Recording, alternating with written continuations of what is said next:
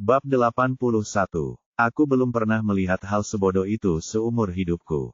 Di Departemen Disiplin Akademi Kepolisian, orang yang mengawasi pelatihan polisi, kepala departemen yang membanting meja sambil berteriak, kalian berdua, apa yang kalian ingin aku katakan? Apa kalian sedang bertengkar? Di kedua ujung meja, berdiri Zhao Yu dan Miao Ying, keduanya kotor dan memar. Saya katakan pada kalian, saya akan menelepon kantor cabang kalian sekarang juga dan melihat bagaimana atasan kalian ingin menjaga kalian. Kepala departemen itu sangat marah hingga rambutnya berdiri tegak. Apa ini? Kalian bahkan memiliki status kehormatan. Lihat kalian, apa bedanya kalian dengan penjahat? Mengangkat tangan begitu saja saat kalian tidak menyukai satu sama lain. Apakah kalian ingin menghancurkan akademi polisi bersama kalian? Kepala departemen masih memarahi mereka berdua, tetapi Zhao dan Miao tidak mendengarkan sepatah kata pun. Keduanya masih saling menatap di kantor, saling melempar belati dengan mata mereka. Mereka tampak seolah-olah masih ingin bertarung. Kalian berdua adalah polisi dari departemen ini. Kepala departemen yang membanting meja, lalu mulai mencoba membuat mereka merasa bersalah. Bisakah kita bersikap lebih profesional? Bagaimana mungkin pelajaran gulat yang sangat bagus berakhir seperti ini? Tiba-tiba, dia melihat keduanya saling melotot. Hei, apakah kalian mendengarku sama sekali? Masih belum puas? Tuan Zhao Yu, Miao Ying sama sekali tidak menghiraukan keberadaan ketua departemen yang dan menggertakkan buku-buku jarinya sambil berbicara dengan galak. Aku akan memberitahumu sekarang juga, jangan pernah biarkan aku melihatmu lagi, kalau tidak, aku akan membunuhmu saat itu juga. Tes, kepala departemen yang mengernyitkan alisnya, dan hendak berbicara ketika dia mendengar suara, pah, yang keras. Dia berbalik dan melihat bahwa Zhao Yu benar-benar telah meremas gelas kaca di tangannya begitu keras hingga pecah. Pecahan-pecahan kaca berserakan di lantai. Sial, kau pikir aku takut? Zhao Yu memiringkan kepalanya dan melanjutkan dengan keras kepala, sama. Bunuh di tempat. Keduanya memiringkan kepala ke belakang, dan berjalan keluar kantor dengan marah. Selama seluruh proses itu, tak satu pun dari mereka bahkan melihat pejabat tertinggi kamp pelatihan yang malang itu. Kepala departemen yang hampir menjadi gila karena marah, menggigil karena marah, baiklah. Aku sudah selesai. Kedua, maniak ini. Malam itu, ratapan Zhao Yu yang menyakitkan datang dari salah satu asrama di Akademi Kepolisian. Hu Bin dan Lan Bo membantu Zhao Yu dengan memar dan luka-lukanya yang tak terhitung jumlahnya, membersihkan di sini, mengoleskan obat di sana. Rasa sakit itu membuat Zhao Yu meratap tanpa henti. Dia benar-benar terluka. Menurut peraturan, dia seharusnya pergi ke dokter, tetapi Zhao Yu terlalu malu untuk pergi dan bersikeras untuk mengurusnya di asrama. Kedua sahabat itu memujinya tanpa henti saat mereka mengoleskan obat pada Zhao Yu, memanggilnya pahlawan dari para pahlawan. Mampu melawan Miao Renfeng secara setara benar-benar membantu peserta pelatihan pria lainnya merasa bangga. Namun Zhao Yu berbalik dan memarahi Lan Bo, bertanya mengapa mereka tidak memberitahunya sebelumnya bahwa Miao Renfeng begitu ganas. Mengapa dia mengganggunya jika dia tahu? Zhao Yu mengusap pantatnya sendiri. Tendangan yang disebut, mendobrak gerbang besi, itu membuatnya merasa seperti akan berakhir cacat. Di tengah ratapan Zhao Yu yang menyakitkan, sistem tiba-tiba mulai bekerja. Sistem sama sekali tidak peduli dengan rasa sakitnya, dan mengatakan kepadanya secara langsung bahwa tingkat penyelesaian petualangannya hanya 51%. Tingkat penyelesaian yang rendah seperti itu membuat Zhao Yu curiga. Mungkin sebelum dia berhasil bertemu dengan apapun yang disebut air dalam guntur, dia telah diganggu oleh Miao Ying. Jika bukan karena Miao Ying, mungkin dia akan memiliki petualangan yang lebih besar yang menunggunya. Astaga, petualanganku hancur oleh Miao Renfeng yang bodoh itu. Pikirnya dengan marah. Namun, bahkan pada 51%, sistem masih memberinya hadiah berupa item. Rupanya, selama ia memiliki lebih dari setengah tingkat penyelesaian, ia bisa memperoleh hadiah. Itu tidak 60% seperti yang ia kira. Item yang ia dapatkan adalah penglihatan malam yang tak terlihat. Dengan item ini, ia bisa melihat dengan jelas dalam kegelapan, dan itu bertahan selama 1 jam. Wow, barang ini lumayan. Zhao Yu tak dapat menahan kegembiraannya. Jika barang ini digunakan dengan teleskop tak kasat mata, maka ia akan menjadi pengamat yang hebat. Ketika pikirannya tertuju pada Miao Ying, Zhao Yu langsung menjadi marah. Dia mengatupkan giginya dan berpikir dengan kasar, Miao Renfeng bodoh. Tunggu saja, nanti jika aku tahu di mana kau tinggal, aku akan menggunakan teleskop dengan penglihatan malam dan mengintipmu di kamar mandi. Jika aku bisa merekamnya, hihihi. Hei, lebih ringan, bro. Zhao Yu masih memikirkan hal-hal yang tidak senonoh, namun berkat perlakuan kasar Hu Bin, dia mengeluarkan lolongan seperti anjing. Pada hari kelima pelatihan, ada upacara penutupan. Setelah upacara penutupan, musim pelatihan polisi ini pun berakhir. Zhao Yu awalnya tidak ingin hadir, tetapi karena mengira Miao Renfeng akan menertawakannya, dia tetap dengan keras kepala memutuskan untuk hadir. Namun, Zhao Yu ada di sana, tetapi Miao Ying tidak. Zhao Yu tidak bisa menahan rasa bangganya. Bagaimana? Membunuh di tempat. Kalian hanya bicara saja. Sekarang kalian terlalu takut untuk muncul. Pikirnya gembira. Di akhir acara, Zhao Yu bahkan dengan senang hati berfoto dengan semua orang, tetapi wajahnya bengkak seperti tomat, dan dia hampir tidak bisa dikenali. Meskipun pelatihan telah berakhir, banyak peserta pelatihan datang dari kantor cabang yang agak jauh, jadi kafetaria Akademi Kepolisian masih menyediakan makan siang untuk mereka. Karena Zhao Yu dan teman-temannya semuanya berasal dari kantor cabang setempat, setelah pelatihan, mereka dapat kembali. Zhao Yu ingin mengundang Lan Bo dan Hu Bin ke restoran untuk merayakan akhir pelatihan, serta kemenangannya atas Miao Renfeng. Namun, tepat saat upacara berakhir, telepon Lan Bo berdering. Rupanya istrinya mengatakan sesuatu kepadanya, dan Lan Bo segera mengucapkan selamat tinggal dan segera pulang. Tak lama kemudian, telepon Hu Bin juga berdering. Ibunya telah membuatkannya mie dan sedang menunggunya. Hu Bin mengundang Zhao Yu untuk pergi bersamanya, tetapi Zhao Yu merasa malu dengan penampilannya saat ini dan menolaknya. Karena kedua sahabatnya sudah pergi, Zhao Yu merasa bosan, dan pergi ke kafetaria untuk makan malam. Karena dia sendirian, makan di luar tidak lebih baik daripada makan gratis di kafetaria.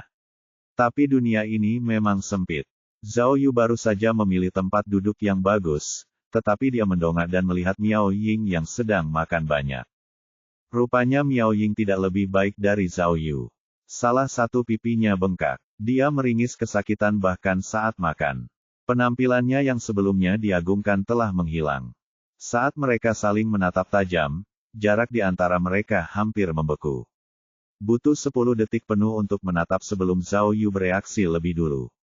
Zhao Yu menggerakkan bibirnya, dan mengeluarkan beberapa kata, "Hei, apa kau ingat apa yang kau katakan? Bunuh di tempat." Miao Ying mengangguk, lalu bertanya, "Kamu?" Zhao Yu juga mengangguk. Tepat saat Zhao Yu mengangguk, Miao Ying meraih piringnya dan melemparkannya ke wajah Zhao Yu. Zhao Yu juga mengangkat piringnya sendiri, dan melemparkan piringnya kembali ke arahnya. Ledakan. Aduh, piring-piring makan beterbangan, bersama dengan sayur dan nasi. Keduanya sudah berada di atas meja, dan tinju beterbangan di mana-mana. Kafetaria raksasa itu tiba-tiba meledak karena keributan, dan terdengar teriakan perang Zhao Yu dan Miao Ying. Bab 82. Bro, di dalam kantor Tima, seorang agen senior bernama Liu Suesan menatap wajah Zhao Yu yang bengkak dan bertanya dengan khawatir, "Apa yang terjadi padamu? Kami tidak berakhir sepertimu bahkan saat kami mengejar penjahat. Itu hanya pelatihan polisi, bagaimana kau bisa?" "Hehehe," Li Bei ini mengejek, "apa lagi? Senior pasti mengejar seorang polisi wanita dan dipukuli oleh pacarnya, kan?" Zhao Yu ingin mengatakan yang sebenarnya. Dia sendiri pernah dipukuli oleh polisi wanita itu, tetapi dia merasa terlalu malu untuk mengatakannya, jadi dia berteriak pada Li Bei ini dengan berani, "Hei, hei, hei. Aku sudah dalam keadaan seperti ini, kamu seharusnya menghiburku daripada bersikap sarkastis." "Oh, benar juga." Li Bei ini tersenyum nakal, "Kalau begitu, senior, cepat ceritakan padaku, apa yang terjadi di pelatihan." Apakah ada kesalahan besar? Adakah cara untuk memperbaikinya? Apakah kamu ingin kami menuliskan puisi sedih atau semacamnya? Hei, hei, hei, teriak Zhao Yu, kamu dan mulut kotormu. Mari kita bicarakan hal-hal serius. Bagaimana kasus mayat mengambang itu? Apakah kamu menangkap pelakunya? Li Bei ini berhenti tersenyum setelah Zhao Yu menyebutkan kasus itu dan menggelengkan kepalanya. Tersangka bernama Yang Wentao. Dia tidak hanya berlatih parkour, tetapi dia juga sangat licik. Sejak dia pergi, dia seperti menghilang dari bumi. Tidak ada jejaknya sama sekali, dan Sis Peng akan menjadi gila. Aneh sekali. Zhao Yu merenung, mungkin ini karena Feng Shui. Sudahlah, senior, Li Bei ini berkata dengan serius, kita ini polisi, Feng Shui apa yang kau bicarakan? Kalau kita punya waktu, sebaiknya kita lebih banyak melakukan pengawasan. Zhao Yu bertanya-tanya, si Tao itu kabur saat hendak ditangkap. Dia seharusnya tidak membawa banyak uang karena dia kabur dengan tergesa-gesa. Kita punya kendali atas bandara jadi dia tidak mungkin kabur, bahkan ke surga, kan? Tepat sekali. Li Bei ini mengerutkan kening, menurut informasi yang kami terima, ada kemungkinan 80% bahwa Yang Wentao masih di Kinsan. Namun, kami sudah mulai memantau semua kerabat dan teman-temannya, dan masih belum ada kabar tentangnya. Jangan panik, kata Zhao Yu, aku pernah menghabiskan waktu bersembunyi di lubang sebelumnya. Tersangka yang melarikan diri biasanya bersembunyi dengan baik di awal, tetapi mereka tidak akan mampu bertahan pada akhirnya dan akan terbongkar. Kita semua tahu ini. Namun, situasinya berbeda sekarang. Tekanan pada tim A akan meningkat setiap hari karena kasusnya belum terpecahkan. Li Bei ini berkata, ketua timku telah melapor beberapa kali dan ingin tim B mengambil alih kasus mayat mengambang. Mereka hanya ingin menambah penghinaan atas luka. Mereka sangat menjengkelkan. Zhao Yu mengangguk, dia juga merasa marah dengan apa yang dilakukan Kuping. Untungnya ada kasus pencurian di panti asuhan sehari sebelumnya, dan mereka ditugaskan untuk memeriksanya. Li Bei ini berkata, jika bukan karena itu, kerja keras kami akan direnggut. Sungguh menyebalkan. Tidak apa-apa, tidak apa-apa. Zhao Yu berkata dengan percaya diri, aku kembali sekarang. Tao An ini tidak akan bisa lolos. Sementara Zhao Yu dan Li Bei ini sedang berbicara, pintu terbuka dan Liu Changhu masuk, wajahnya berseri-seri karena gembira.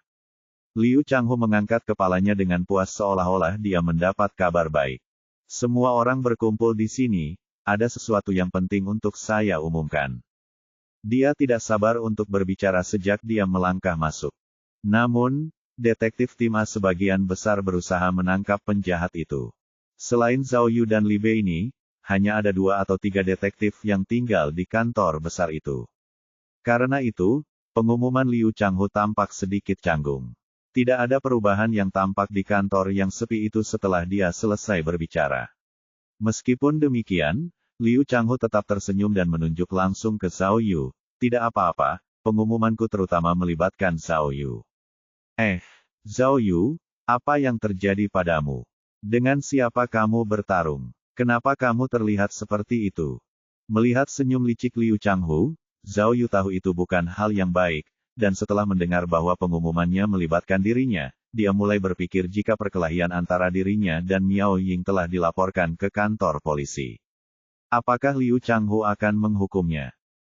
Tanpa diduga, Liu Changhu tidak menyebutkan apapun tentang pelatihan, tetapi malah mengeluarkan sebuah dokumen dan berkata dengan lantang, rekan-rekan yang terhormat, para petinggi baru saja menyampaikan pemberitahuan tentang perubahan personel di tim kami, saya akan membacakannya untuk semua. Dia melirik dokumen itu dan membaca, karena persyaratan kerja baru-baru ini, akan ada penyesuaian jabatan khusus untuk personel berikut. 1. Zhang Jingfeng memberikan kontribusi signifikan dalam kasus tangan hilang. Ia akan dipindahkan kembali ke Departemen Orang Hilang. 2. Karena peralatan di ruang pemantauan perlu diganti, Liang Huan akan dikirim untuk membantu selama 1 tahun. 3. Karena Departemen Kasus Dingin sangat kekurangan tenaga kerja, Zhao Yu akan dipindahkan untuk menyelidiki. Semua perubahan ini berlaku efektif segera. Cabang Rongyang Kota Kinsan, pada hari X, bulan X, tahun X. Kau yakin? Tepat saat Liu Changhu selesai membaca, Li Beini berdiri. Kapten Liu, bagaimana kau bisa melakukan ini? Kamu tidak punya hak untuk mengatakan apapun. Liu Changhu menyeringai dan berkata kepada Zhao Yu, Departemen Kasus Dingin berafiliasi dengan tim A. Jadi kamu hanya perlu mengganti meja kantormu. Tidak apa-apa jika kamu tidak ingin berganti. Kekeke, Liu Changhu tersenyum seperti seorang jenderal yang baru saja memenangkan pertempuran. Zhao Yu, kamu harus tahu bahwa kasus-kasus dingin ini terkenal sulit. Mereka sangat penting bagi para petinggi. Karena itu, mereka memutuskan untuk menugaskan seseorang yang luar biasa sepertimu untuk menanganinya. Ini adalah kepercayaan yang telah diberikan para petinggi kepadamu. Jangan mengecewakan mereka. Liu Changhu membuatnya terdengar bergengsi, tetapi setiap orang di unit investigasi kasus utama tahu bahwa Departemen Kasus Dingin itu hanyalah lubang yang sulit dan tidak menguntungkan. Sulit untuk memecahkan kasus yang belum terpecahkan yang telah terkumpul dalam jangka waktu yang lama. Departemen tersebut telah didirikan selama bertahun-tahun, tetapi sangat sedikit kasus yang telah terpecahkan. Seiring berjalannya waktu, departemen tersebut menjadi cara bagi atasan untuk menghukum agen. Siapapun yang melakukan kesalahan akan dipindahkan. Karena kasus-kasus tersebut sangat sulit dipecahkan, para petinggi akan memindahkannya ke tim lalu lintas atau departemen lain yang tidak penting dengan alasan bahwa para agen tidak dapat menyelesaikan pekerjaan yang diminta dari mereka. Sungguh suatu keajaiban bahwa Zhang Jingfeng dapat lolos dari kematian dan kembali ke departemen orang hilang. Jelaslah bahwa Liu Changhu menyalahgunakan kekuasaannya. Zhang Jingfeng masih memiliki Liang Huan sebagai rekan, tetapi para petinggi mengirim Zhao Yu sendirian tanpa bantuan apapun, jadi semakin jelas bahwa dia dijebak. Kapten Liu, ini, Liu Suesan ingin membela Zhao Yu, tetapi dia menutup mulutnya karena tatapan tajam Liu Changhu. Apa dasar dari semua ini? Li Beini tidak takut dan berkata dengan tegas, petugas Zhao telah memecahkan 2 kasus besar setelah menjadi detektif penuh waktu, dan bahkan mendapat penghargaan tingkat kota. Bagaimana dia bisa dipindahkan ke departemen kasus tertunda tanpa alasan apapun? Itu tidak adil. Kapten Liu, apakah pemimpin tim kita Peng Xin tahu tentang ini? Hah! Teriak Liu Changhu, Li Beini, jaga ucapanmu. Pemindahan Zhao Yu diputuskan oleh para petinggi. Apakah kau menuduh para petinggi atas sesuatu? Jangan bicara padaku tentang Peng Xin, dia hanya seorang penjabat ketua tim, dia tidak punya hak untuk ikut campur dalam keputusan ini. Wajah Li Beini memerah karena marah. Ia membantah dengan marah, dasar pengganggu. Senior, ia terus menarik Zhao Yu, ingin ia mengatakan sesuatu, namun, Zhao Yu tidak memikirkan apa yang dikatakan Liu Changhu. Ia tampak sedang serius memikirkan sesuatu yang lain sampai Li Beini menariknya beberapa kali lagi dan ia berkata pada dirinya sendiri setelah tiba-tiba tersadar, oh, sekarang aku mengerti. Aku mengerti. Bab 83, Zhao Yu telah menyadari tentang sistem tersebut. Ia membuka heksagram Gen Zen pagi itu. Gen melambangkan gunung, dan Zen melambangkan guntur. Menurut catatan lamanya, heksagram, Gen, tampaknya muncul lebih banyak daripada heksagram lainnya. Merenungkan semua pengalamannya, Zhao Yu menyadari bahwa apa yang disebut Gen, tampaknya ada hubungannya dengan kariernya. Ketika sistem keajaiban pertama kali muncul, penjelasan heksagram pertama memiliki kata Gen, dan pada akhir hari itu, Zhao Yu telah sendirian menangkap pelaku kasus pemerkosaan dengan taser. Dan pada hari ketika ia menangkap pencuri saat menunggang unta, ia juga mendapatkan heksagram, Gen. Bahkan ketika ia menyelidiki kasus tangan hilang, setiap kali heksagram, Gen, muncul, ia telah menemukan bukti-bukti penting. Orang dapat mengatakan bahwa heksagram, Gen, kemungkinan besar terkait dengan pekerjaannya, dan pekerjaan Zhao Yu adalah memecahkan kasus.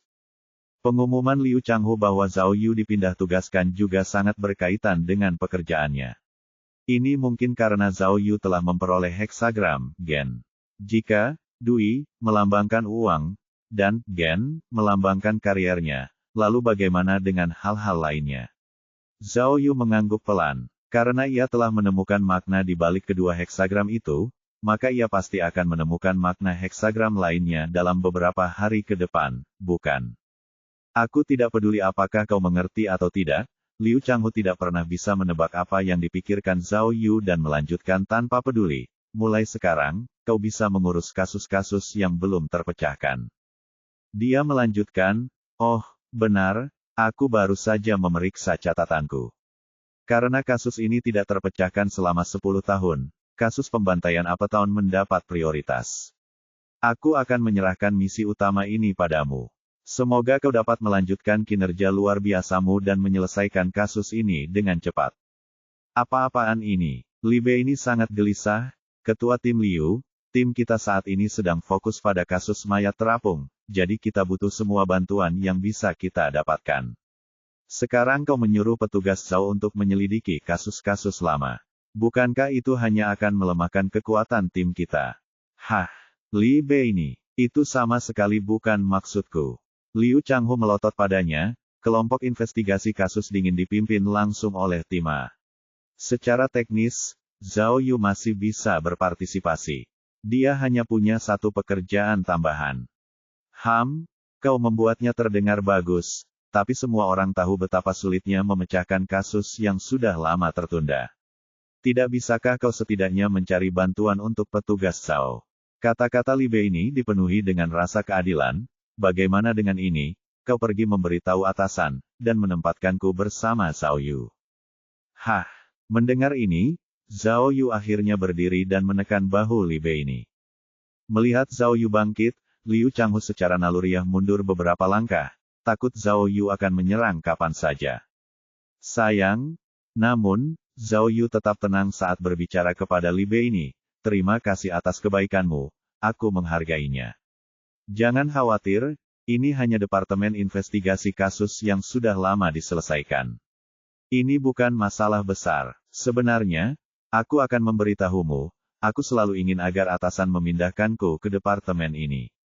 Apa? Bukan hanya Li Bei ini dan rekan-rekan tim A yang tercengang, tetapi bahkan Liu Changhu pun terkejut. Lihat ini, Zhao Yu menunjuk ke meja kantor Zhang Jingfeng. Saya sudah mendengar dari Zhang bahwa departemen kasus dingin benar-benar menakjubkan. Hadiah untuk memecahkan salah satu kasus lama jauh lebih baik daripada milik kita. Jika Anda memecahkan kasus pembantaian Uptown, hadiahnya adalah sejumlah angka ini. Zhao Yu memberi isyarat, 6, dan melanjutkan, ini adalah kesempatan besar untuk menjadi kaya.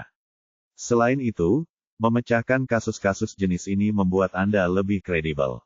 Jika saya memecahkan satu atau dua dari ini, saya pasti akan menjadi penyelidik akhir tahun yang mulia. Siapa lagi itu? Di mana Anda mungkin menemukan kesempatan yang begitu bagus? Kau, Li Bei ini menyingkirkan tangan Zhao Yu dari bahunya, lalu berkata dengan nada kecewa, Tuan, apakah otakmu rusak? Kau sudah melihat situasinya, dan kau masih berpikir untuk menghasilkan uang. Bagus. Liu Changhu sangat gembira dan langsung mengacungkan jempol ke arah Zhao Yu, memujinya, Zhao Yu. Aku benar-benar menyukai kata-katamu yang murah hati. Aku tidak punya apa-apa lagi untuk ditambahkan, jadi semoga sukses dengan kasusmu. Aku akan menunggu untuk memberimu hadiah dan penghargaan yang besar. Liu Changhu tersenyum saat dia berjalan keluar dari kantor, tetapi saat dia memasuki lorong, bahaya melintas di matanya. Dia berpikir dalam hati, si idiot Zhao Yu ini, semua orang tahu departemen kasus dingin adalah jebakan maut, tetapi kamu pikir itu semacam tambang emas untuk promosi. Aku akan melihat berapa banyak kasus dingin yang bisa kamu pecahkan. Lihat saja, sebentar lagi, aku akan menendangmu ke departemen patroli, dan kamu bisa pergi mengumpulkan sampah untuk semua yang aku pedulikan. Setelah Liu Changhu pergi, Li Bei ini terus memarahi Zhao Yu. Apa yang akan kamu lakukan? Kamu menghadiri kamp pelatihan, dan sekarang kamu pikir kamu semacam Sherlock Holmes. Jika kasus-kasus dingin itu semudah itu dipecahkan, mengapa mereka masih ada di sini? Aku tidak mengerti apa yang kamu pikirkan. Ya, Liu Xiusan setuju, Zhao, ini jelas ketua tim Liu yang mencoba menindasmu. Kenapa kau melompat ke dalam perangkap kematian? Kalau kau bertanya padaku, kau harus cepat-cepat menelepon Peng Xin sekarang juga dan melihat apakah dia bisa membantumu. Zhao Yu tersenyum dan berkata, tidak bisakah kalian melihatnya? Aku dipindahkan bukan hanya karena Liu Changhu. Hah, Liu Bei ini bingung, kenapa? Pikirkanlah, aku baru saja mendapat penghargaan, jadi jika para petinggi benar-benar menganggapku penting bagi kelompok investigasi ini, mengapa aku harus dipindahkan ke departemen kasus tertutup? Bahkan jika Liu Changhu mencoba menindasku, jika para petinggi tidak memberi lampu hijau, bagaimana mungkin dia bisa? Zhao Yu berbicara dengan tenang, pada akhirnya, para petinggi tetap saja tidak menganggapku penting. Ah, Li Bei ini bertanya lagi, mengapa? Siapa tahu, mungkin mereka tidak menyukai gayaku. Zhao Yu tertawa, mungkin karena aku mendapatkan semua hadiah uang, tetapi aku tidak menjilat siapapun. Atau mungkin, untuk menjebakku, seseorang bahkan menggunakan cara yang lebih dari itu. Namun, menurutku kemungkinan terbesar adalah mereka iri dengan bakat dan kejayaanku. Iri dengan kecantikan dan gayaku.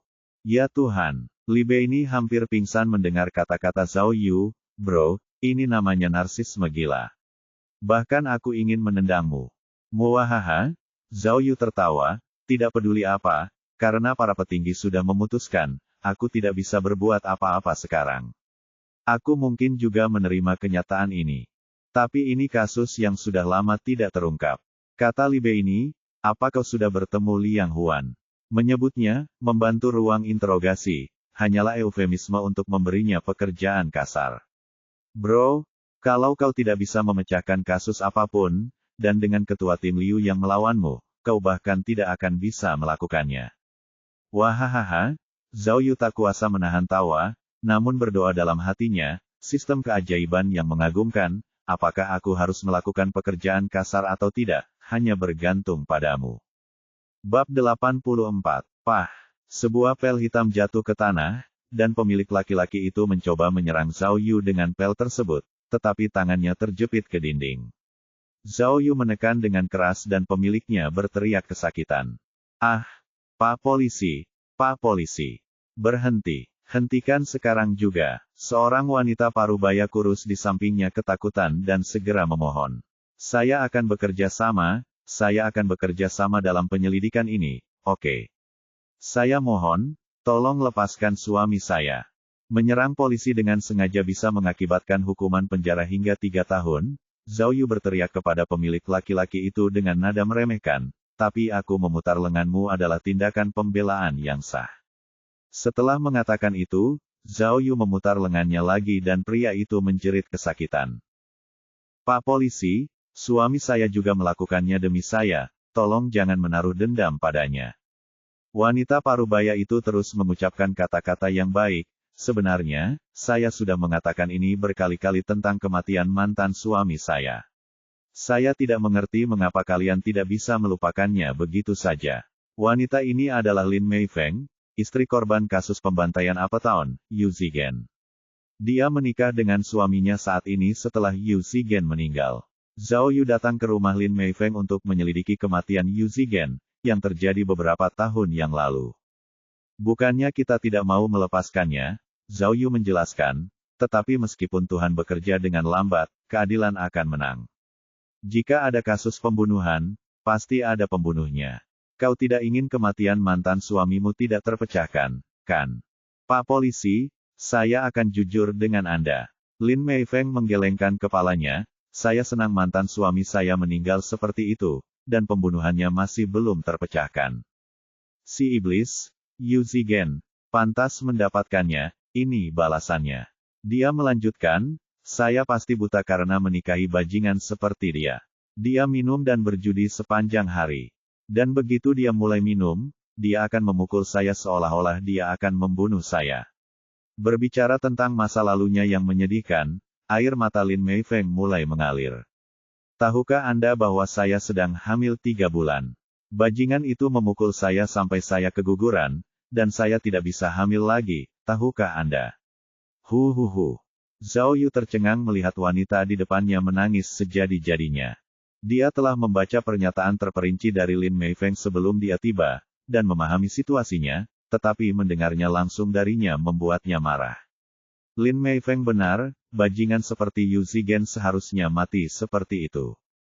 Pembunuhannya membantu membersihkan masyarakat dari kejahatan seperti itu. Zhao Yu awalnya telah menyiapkan banyak pertanyaan, tetapi dia sangat marah sehingga dia hanya mengambil buku catatannya dan pergi. Kembali ke mobil, dia bahkan mulai menyalahkan dirinya sendiri karena datang begitu tiba-tiba dan merobek bekas luka wanita malang itu. Zhao Yu menghela napas berat. Dia memikirkan apa yang dikatakan Zhang Jingfeng dan Liang Huan sebelumnya, dan merasa bahwa situasinya memang sulit. Sangat sulit untuk memecahkan kasus lama seperti ini, terutama kasus pembantaian ini. Zhao Yu tidak tahu bagaimana melanjutkan penyelidikannya. Sangat sulit, bahkan dengan sistem keajaiban, apa bedanya? Dia telah mendapatkan heksagram Kanli, yang dijelaskan sebagai air dan api. Air dan api tidak dapat hidup berdampingan, masing-masing memiliki tantangannya sendiri. Dalam kegelapan, hasilnya tidak diketahui. Zhao Yu belum menemukan apa yang dilambangkan oleh Kan dan Li, tetapi tidak ada Dui atau Gen, jadi itu berarti bahwa petualangan yang menunggunya tidak ada hubungannya dengan uang atau pekerjaan. Oleh karena itu, Zhao Yu ragu bahwa dia akan membuat terobosan dalam penyelidikan hari ini. Duduk di dalam mobil, dia memikirkan hal-hal yang terjadi padanya. Setelah beristirahat sebentar, dia hampir pulih, dan wajahnya tidak terlihat jelek dan bengkak lagi. Sejak Peng Xin mengetahui tentang pemindahan Zhao Yu, dia sangat marah dan menulis banyak permohonan kepada atasan, namun, seperti yang diduga Zhao Yu, atasan telah sengaja melakukan ini kepada Zhao Yu, dan dia masih berada di Departemen Kasus Dingin. Meskipun demikian, kepala yang dari Departemen Pelatihan adalah orang yang menepati janjinya. Zhao Yu telah mendengar bahwa kepala yang tidak mengungkapkan informasi apapun tentang perang naga harimau antara Zhao Yu dan Miao Ying. Jika dia mengungkapkannya, Zhao Yu akan berada dalam kondisi yang lebih buruk. Mengenai hal-hal lain, rencana Jiang Xiaoxing masih dalam tahap awal pengembangan. Dengan informasi dan data Zhao Yu, ia telah menyelesaikan kerangka perangkat lunak tersebut, dan akan segera siap digunakan. Jika rencana mereka berhasil, itu akan mendatangkan lebih banyak pendapatan bagi Zhao Yu. Namun, Jiang Xiaoxing sedang menjalani ujian tengah semester, jadi Zhao Yu memintanya untuk mulai bekerja setelah ujiannya berakhir. Selain itu, si Pirang dan gengnya telah kembali ke Gang Yuxi setelah bersembunyi. Hao Jiajun memang anak orang kaya yang suka pamer, tidak peduli sedikit pun dengan uangnya, dan tidak mau repot-repot merepotkan Zhao Yu atau anggota gengnya. Zhao Yu merasa bahwa si Pirang dan gengnya tampak mencolok di permukaan, tetapi mereka cukup patuh saat diberi tugas. Jika Zhao Yu memiliki tugas yang lebih sesuai di masa mendatang, dia pasti akan meminta bantuan si Pirang dan gengnya. Zhao Yu kembali fokus pada kasus pembantaian. Semuanya berjalan baik untuknya sekarang, kecuali kasus ini.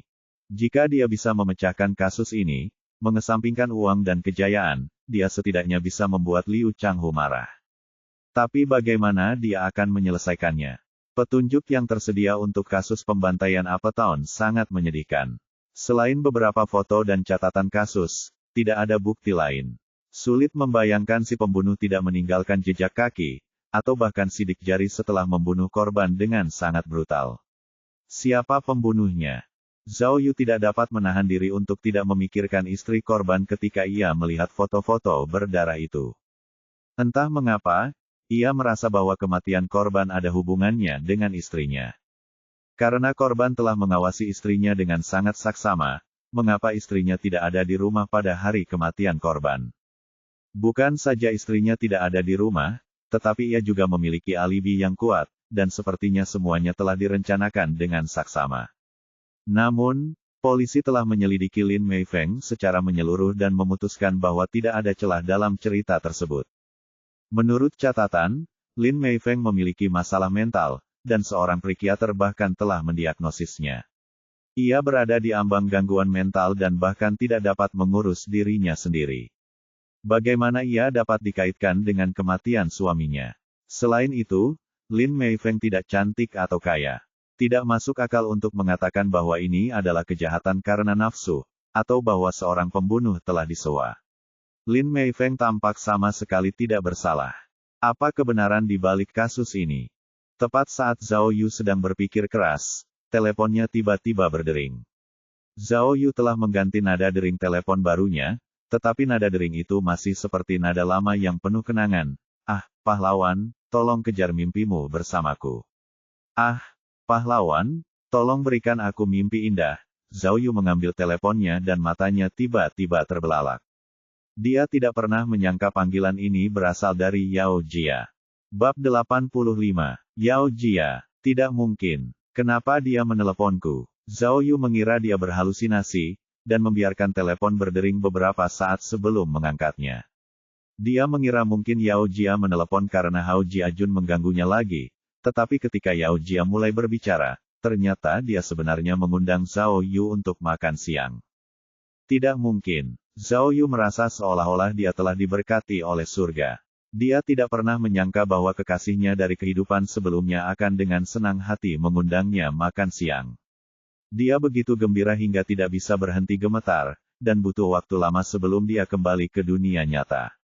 Begitu dia mendapatkan alamatnya, Zhao Yu bergegas menuju ke sebuah restoran hotpot di Jalan Dongyang.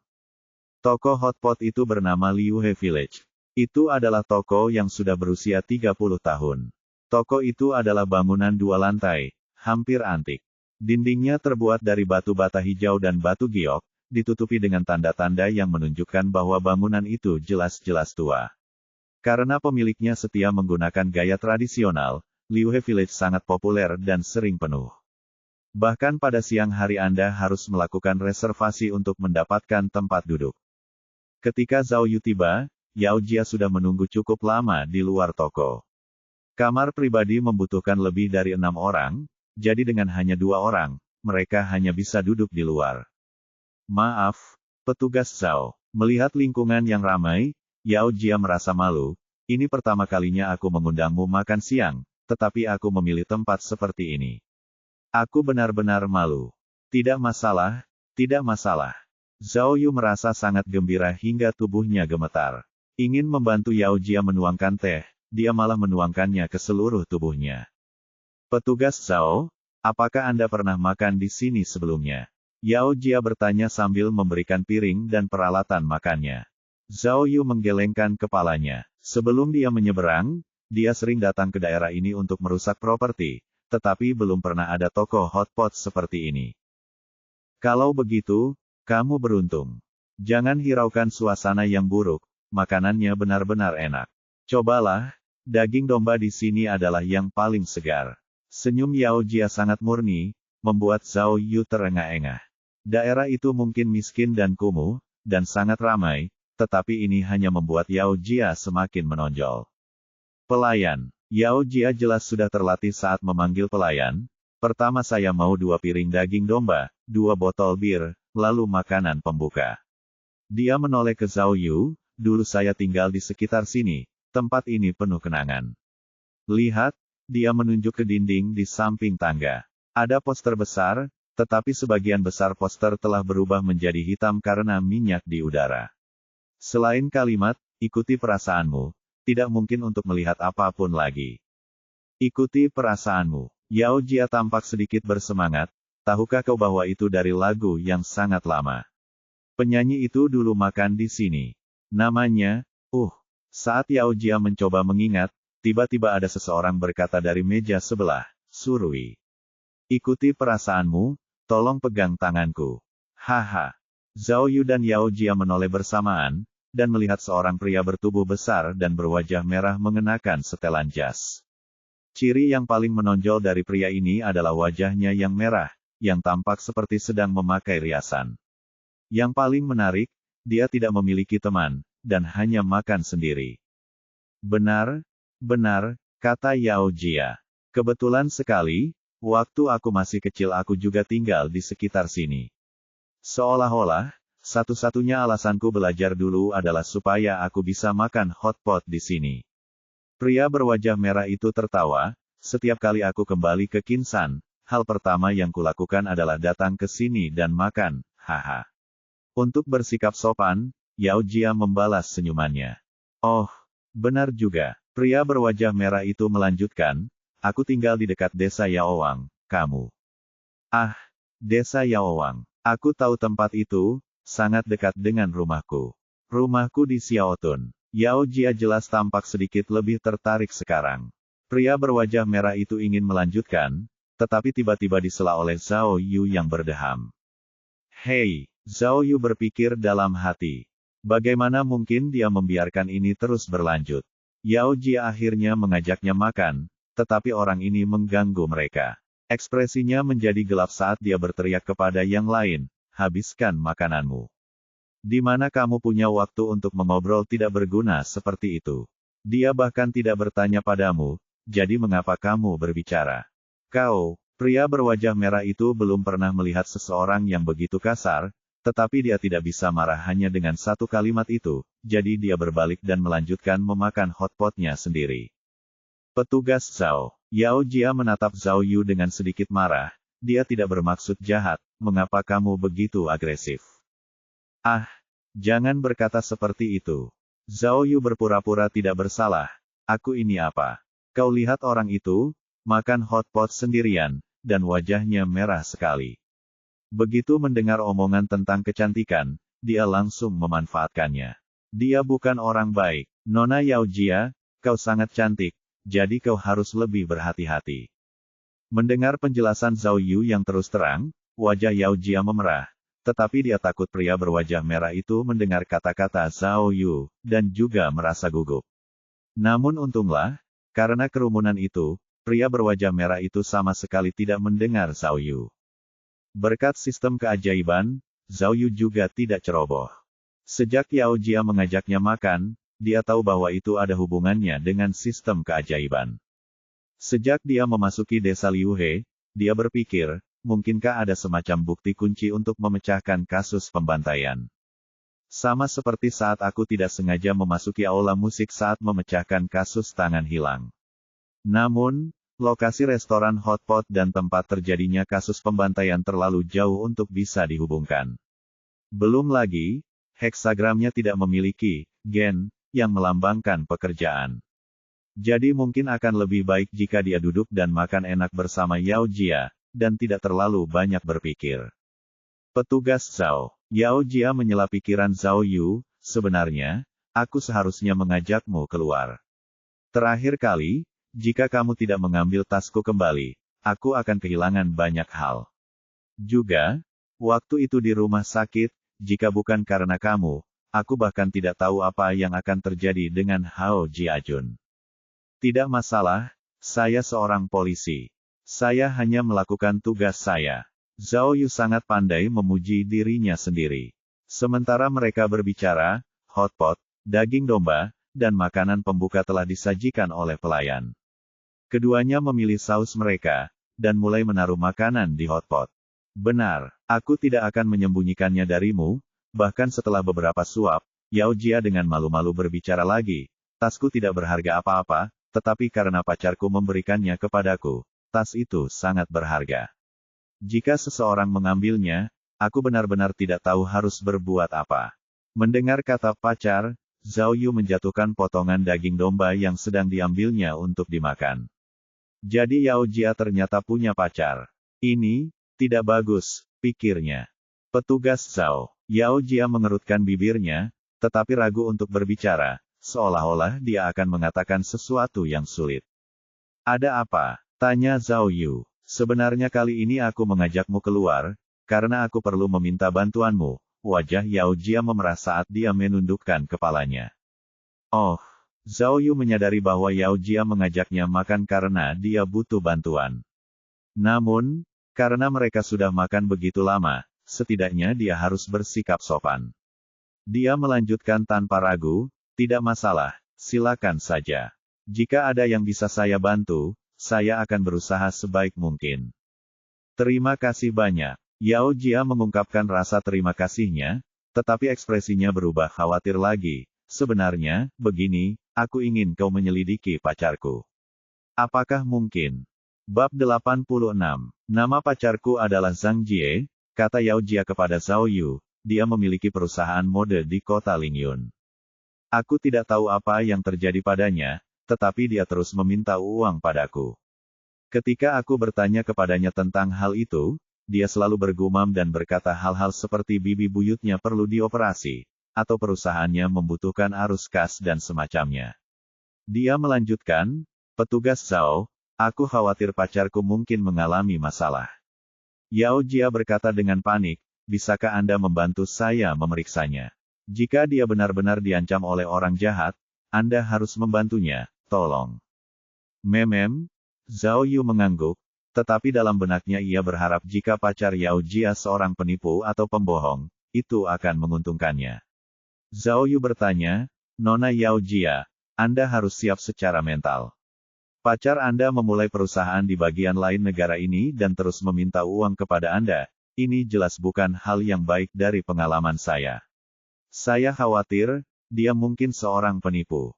"Itu tidak mungkin." Yao Jia tersenyum, "Zhang Jie dan aku tumbuh bersama. Kami adalah teman sekelas di sekolah dasar dan menengah. Aku sangat memahaminya. Dia pasti mengalami beberapa kesulitan dan harus meminjam uang dariku. Selain itu, orang tuanya berada di Kinsan dan merupakan teman lama orang tuaku. Itu tidak mungkin." Lalu, Zhao Yu memutar matanya dan bertanya, "Berapa banyak yang dia pinjam darimu?" "Memem, termasuk sejumlah kecil uang, sekitar 80 hingga 90 ribu yuan." Jawab Yao Jia. "Wah, kamu kaya ya?"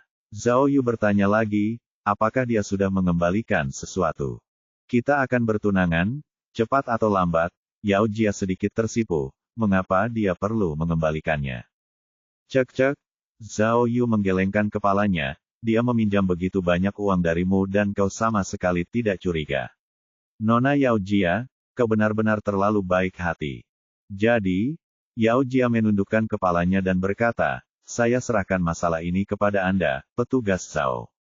Uang tidak penting, saya hanya khawatir dia mungkin dalam bahaya." "Memem, jangan khawatir." Zhao Yu mengangguk antusias, "Kirimkan informasi pacarmu padaku, serahkan saja padaku." Zhao Yu membuatnya terdengar sederhana dan dia tidak sabar untuk melakukan pemeriksaan latar belakang menyeluruh pada pacar Yao Jia, berharap bahwa pacarnya adalah seorang penipu, penjahat, atau bahkan pembunuh. Dengan begitu, dia akan memiliki kesempatan untuk mengejar Yao Jia lagi. Pelayan menyajikan bir mereka sembari mereka berbincang dan Yao Jia bersulang beberapa kali untuk Zhao Yu, mengungkapkan rasa terima kasihnya. Melihat wanita cantik di hadapannya, Zhao Yu menjadi linglung dan seakan-akan telah dibawa kembali ke masa ketika ia dan Yao Jia masih sepasang kekasih. "Ikuti perasaanmu, pegang erat mimpimu." Seolah menyesuaikan dengan suasana, sebuah nada dering terdengar dari kamar pribadi di samping mereka, dan lagunya tak lain adalah "Ikuti Perasaanmu." Zhao Yu dan Yao Jia, bersama dengan pria berwajah merah di samping mereka, semua menoleh ke arah kamar pribadi, namun, kamar itu tertutup oleh tirai dan mereka tidak dapat melihat apa yang terjadi di dalam. Beberapa detik kemudian, musiknya menjadi lebih keras, dan orang-orang di dalam mulai bernyanyi bersama. Ada cukup banyak orang di ruangan itu, dan mereka menjadi bersemangat karena bernyanyi. Lambat laun nyanyian mereka berubah menjadi teriakan, dan mereka mengubah lagu yang indah menjadi suara yang tak tertahankan. "Ikuti perasaanmu, pegang erat-erat saudaramu." Perasaan itu semakin dalam dan lembut, volumenya begitu keras sehingga semua pelanggan di ruang makan menghentikan percakapan mereka masing-masing dan menoleh ke arah ruang pribadi. Pergerakan di ruang pribadi itu berangsur-angsur meningkat, dan bahkan ada seseorang yang memecahkan gelas. Suara pecahan itu bahkan lebih tidak enak didengar. Sang bos dan istrinya, beserta banyak pelayan datang ke ruang makan. Sang bos mengernyitkan alisnya, keringat menetes di dahinya, dan dia tampak sedikit takut. "Orang tua, apa yang harus kita lakukan?" Istri bos gemetar dan berkata dengan cemas, "Bagaimana kalau kita panggil polisi?" Mendengar kata-kata, "panggil polisi," Zhao Yu secara naluriah merasakan sesuatu. "Oh, jangan bilang orang-orang di ruang makan ada di sini untuk membuat masalah. Mereka ingin makan gratis di sini," pikir Zhao Yu. Apa gunanya menelepon polisi? Bos itu tiba-tiba mendesah dan melambaikan tangan tanpa daya ke seorang pelayan. Wajah pelayan itu penuh ketakutan saat dia dengan enggan memasuki ruang pribadi. Kakak-kakak, apakah kalian semua sudah selesai makan? Apakah kalian butuh sesuatu yang lain? Hahaha, serangkaian tawa mengejek terdengar dari ruang makan, dan suara serak berkata, kita sudah selesai makan, tapi kita belum selesai bernyanyi. Hahaha, ikuti saja perasaanmu, orang-orang mulai bernyanyi keras lagi. Pada titik ini, semua pelanggan di ruang makan tampak kesal dan muak dengan orang-orang di ruang makan. Melihat ini, sang bos pun memutuskan dan bergegas menuju ruang privat. Istrinya terkejut dan mencoba menariknya kembali tetapi gagal. Semuanya, sang bos mengangkat tirai di ambang pintu dan berkata dengan keras, saya sudah memberitahu bos Anda dengan sangat jelas bahwa saya mewarisi toko ini dari leluhur saya dan saya tidak akan pernah menjualnya. Tolong jangan buat saya masalah lagi, oke? Bagaimana dengan ini? Semua makanan dan minuman Anda hari ini gratis. Mari berteman, oke? Mendengar perkataan bos, semua tamu yang makan malam menyadari bahwa sesuatu telah terjadi dan melihat ke ruang privat itu lagi. Meskipun tirai telah diangkat, Zhao Yu masih tidak dapat melihat situasi di ruangan itu dari sudut pandangnya. Dia hanya mendengar suara serak itu berbicara lagi, bos, Anda benar-benar merusak suasana di sini. Kami di sini bukan untuk makan gratis atau membuat masalah. Kami di sini hanya untuk menikmati makanan enak dan menyanyikan lagu. Ada apa? Apakah kami menghalangi jalan Anda? Tidak. Bos itu menahan amarahnya dan berkata, kalian bernyanyi seperti ini setiap hari, bagaimana aku bisa menjalankan bisnisku? Bagaimana kalau begini? Kalian pergi ke bar karaoke di dekat sini untuk bernyanyi dan aku akan membayarnya. Apakah itu cukup? Hahaha, terdengar suara wanita menggoda dari dalam ruangan. Bos, Anda memang terus terang. Tapi kami tidak suka suasana di bar, kami hanya suka bernyanyi di sini. Keke, ikuti saja perasaanmu, ikuti saja perasaanmu. Begitu suara wanita itu mulai terdengar, orang-orang lainnya mulai bernyanyi dan berteriak lagi.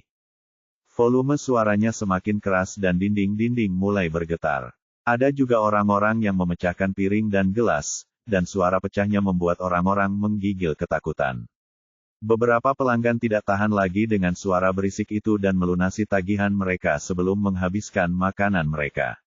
Di restoran besar itu, semua orang mengerutkan kening kecuali satu orang yang dengan senang hati menggaruk pipinya dan menyeringai lebar. Orang ini tidak lain adalah Zhao Yu. Zhao Yu memuji sistem keajaiban di dalam hatinya, aku benar-benar berterima kasih padamu. Para gangster di ruang pribadi ini jelas memberiku hadiah besar. Jika aku menangani ini, aku pasti akan mendapatkan beberapa poin brownies dengan Yao Jia, kan? Wahaha, semakin Zhao Yu memikirkannya, semakin bahagia dia, namun, tepat saat dia sedang mempersiapkan pertunjukan, detektif yang saling mengalahkan para gangster, yang akan segera berlangsung, pria berwajah merah di samping tiba-tiba bangkit dan berdiri di pintu ruang pribadi. Dia berteriak keras pada orang-orang di dalam, dengarkan kalian semua, siapapun yang terus bernyanyi, kalian akan mendapatkannya dariku. Setelah dia berteriak, seluruh restoran menjadi sunyi. Zhao Yu menjadi cemas dan berpikir, hei, apa-apaan ini? Kenapa tiba-tiba ada yang merebut bisnisku? Itu urusanku. Bab 87. Ketika lelaki berwajah merah itu berdiri di pintu kamar pribadi, musik di dalam tiba-tiba berhenti. Lelaki berwajah merah itu mengenakan setelan yang sangat bagus. Tingginya sekitar 6 kaki, bertubuh besar, dan memiliki sikap jujur dan pekerja keras. Ia langsung menghalangi seluruh pintu kamar pribadi itu. Namun meskipun para penjahat di kamar pribadi itu berhenti sejenak melihat ukuran lelaki berwajah merah itu, mereka memiliki kekuatan dalam jumlah, dan berdiri bersama-sama. Mereka memegang botol bir di tangan mereka, dan tampak seolah-olah mereka siap untuk menghabisi lelaki berwajah merah itu dengan cepat. Oh tidak, Zhao Yu begitu gelisah hingga hampir melompat berdiri. Bagaimana dia bisa berdiam diri ketika kesempatan untuk pamer hampir dirampas darinya? Dia mengejar pria berwajah merah itu dalam beberapa langkah dan berdiri di sampingnya, lalu mendorongnya ke samping dengan gerakan memutar pinggulnya, mengambil tempat pria itu di pintu. Bro, bisakah kau makan daging dombamu saja? Zhao Yu bahkan berteriak pada pria berwajah merah itu, kenapa kau mau ikut campur? Biarkan aku saja yang melakukannya. Kalian, lelaki berwajah merah itu terkejut, lalu menunjuk ke arah Zhao Yu dan para berandalan itu, sambil berteriak, oh, jadi, kalian bersama. Perkataan lelaki berwajah merah itu membuat mulut para pelanggan dan pemilik toko ternganga karena terkejut. Sialan, Zhao Yu hampir gila karena marah dan segera mengeluarkan lencana polisinya, saya seorang polisi. Lihat baik-baik, unit investigasi kasus utama. Ini urusan saya, pergi, siapa kalian? Minggir. Melihat lencana polisi Zhao Yu, para penjahat itu tidak bisa menahan diri untuk tidak berhenti. Meskipun rencana awal mereka meletakkan botol bir di tangan mereka. Apa, memangnya aku ini siapa? Pria berwajah merah itu tidak senang dengan situasi itu dan langsung mengeluarkan lencana polisinya, sambil berkata, aku juga polisi. Kenapa itu bukan urusanku? Hah, Zhao Yu terkejut dan merasa seolah-olah pikirannya telah mengalami korsleting. Situasi macam apa ini? Dia akhirnya punya kesempatan untuk pamer, jadi mengapa ada polisi lain yang mencoba mencuri perhatiannya? Baiklah, kamu baru saja makan, jangan sampai muntah. Zhao Yu berpura-pura kasihan, serahkan saja padaku, oke. Saat dia selesai berbicara, dia mengepalkan tinjunya, menyebabkan tulang-tulangnya berderak, membuat orang banyak itu takut. Bagaimana bisa? Pria berwajah merah itu menolak, sebagai seorang polisi, bagaimana saya bisa menonton tindakan tidak bermoral seperti ini dan hanya menonton? Lagi pula, saya yang berdiri lebih dulu, ini jelas urusan saya. Ah, kenapa kau tidak bisa meninggalkannya saja? Sudah menjadi kewajiban semua orang untuk membela yang lemah. Zhao Yu menyingsingkan lengan bajunya, bagaimana kalau kita bermain batu gunting kertas, siapa yang menang akan mendapatkan ini, oke. Hei, apa kau seorang polisi? Pria berwajah merah itu memandang Zhao Yu dengan jijik, batu gunting kertas. Menyedihkan, kita harus adu panco untuk ini jika kau berani. Keduanya berdebat sengit sementara para penjahat itu semua tercengang. Dua polisi di depan mereka bertingkah seolah-olah mereka sedang berlomba untuk melihat siapa yang punya urusan ini, bagaimana mungkin mereka hanya berdiri dan menonton. Bos kru melihat situasi itu dan melambaikan tangannya dengan cepat. Kelompok penjahat itu memutuskan untuk menundukkan kepala dan mencoba pergi dengan tenang. Seorang wanita yang tampak agak kaya mengeluarkan segepok uang tunai dan menjejalkannya ke tangan pemilik toko sambil bergumam, simpan kembaliannya, simpan kembaliannya. Ah, Zhao Yu masih berdebat dengan pria berwajah merah itu, tetapi melihat para berandalan itu mencoba melarikan diri dan berteriak, bisakah kalian menunggu sebentar? Terus bernyanyi, oke. Kita akan segera selesai, hei. Tetapi semakin keras Zhao Yu mencoba menahan mereka, semakin cepat para berandalan itu berlari. Dalam sekejap mata, kelompok itu telah menghilang dari toko. Ah, gila, Zhao Yu sangat frustrasi. Dia punya kesempatan bagus untuk pamer, tapi kesempatan itu malah dirusak oleh pria berwajah merah itu. Senang melihat kalian tahu apa yang kalian lakukan. Pria berwajah merah itu mendengus bangga, dan mengeluarkan dompetnya untuk membayar makanannya. Pemilik toko bahkan tidak punya waktu untuk mengucapkan terima kasih atas bantuannya, dan buru-buru mengatakan kepadanya bahwa dia tidak perlu membayar, tetapi pria berwajah merah itu tidak mau mendengarnya, dan mengeluarkan 200 yuan dan memasukkannya ke tangan pemilik toko, bahkan tidak meminta kembalian. Dia mengangguk sedikit ke arah Yao Jia, lalu dengan bangga berjalan keluar pintu. Pada saat itu, tampak seolah-olah pria berwajah merah itu bersinar dengan keadilan, posturnya tampak lebih tegak dan lebih agung, dan banyak pelanggan tidak dapat menahan diri untuk tidak bertepuk tangan saat mereka melihatnya pergi. Namun Zhao Yu hanya ingin menendangnya di pantat. Popo bodoh. Dia mengumpat pada dirinya sendiri, merusak kesenangannya, aku akan mengutukmu. Meskipun rencana Zhao Yu telah gagal, Nona Yao Jia tetap memuji keberaniannya, mengatakan bahwa dia adalah seorang polisi yang hebat. Saat keduanya berbicara, mereka bahkan mulai mengobrol tentang insiden dengan unta itu, dan cukup asyik satu sama lain. Setelah mereka selesai makan, dan mengucapkan selamat tinggal kepada Yao Jia, Zhao Yu bahkan tidak berhenti sedetik pun. Begitu kembali ke mobil, ia menelepon Zhang Jingfeng untuk memintanya mencari Chang Jie. Jika bukan karena Zhao Yu yang memecahkan kasus tangan hilang, kehidupan Zhang Jingfeng akan lebih buruk daripada Liang Huan, jadi ia mengikuti perintah Zhao Yu tanpa bertanya. Ia telah menjadi pendukung setia Zhao Yu. Zhang Jingfeng ahli dalam mencari orang, belum lagi dia sudah berada di departemen orang hilang, jadi mencari seseorang semudah membalikkan telapak tangan. Dia segera memberitahu Zhao Yu bahwa dia akan mengirimkan semua informasi tentang Chang Jie ke ponsel Zhao Yu paling lambat pukul 4 sore hari itu. Zhao Yu tertawa dan mengucapkan terima kasih, lalu memberitahu Zhang Jingfeng bahwa dia akan mengajaknya bermain biliar. Zhang Jingfeng mendengar kata biliar dan menggigil ketakutan, lalu menolak, dan malah meminta makan. Keduanya tertawa lalu menutup telepon. Zhao Yu menunggu dengan gembira. Chang Jie ini mungkin bukan orang baik, semoga saja. Dengan begitu, aku bisa mengambil Yao Jia untuk diriku sendiri. Pikir Zhao Yu. Sasaran Zhao Yu sepenuhnya adalah kasus pembantaian apa tahun 10 tahun lalu, jadi dia tidak perlu melapor ke kantor polisi. Saat ini, dia duduk di mobil polisi sendirian tanpa fokus. Apa yang harus dia lakukan sekarang? Bosan? Ia mengeluarkan semua dokumen yang terkait dengan kasus pembantaian sekali lagi, dan mulai membaca semuanya dengan saksama. Korban bernama Zigen, dan ia telah dimutilasi hingga tewas di rumahnya sendiri 10 tahun yang lalu. Waktu kejahatan itu terjadi pada malam hari sekitar pukul 8. Saat itu terjadi badai, dan cuaca buruk dengan jarak pandang yang rendah, sehingga tidak ada yang menyadari saat kejahatan itu dilakukan. Lingkungan sekitar tidak memiliki monitor, maupun kamera pengintai. Menurut informasi, polisi yang menyelidiki saat itu hanya melihat sosok samar-samar meninggalkan area tersebut melalui kamera jalanan. Bayangan itu melewati jalan saat kejahatan terjadi, dan tampak seperti mereka sedang terburu-buru. Namun karena kurangnya teknologi 10 tahun yang lalu, bersamaan dengan cuaca buruk, bayangan itu bahkan lebih kabur. Selain siluet kasar, tidak ada informasi lain.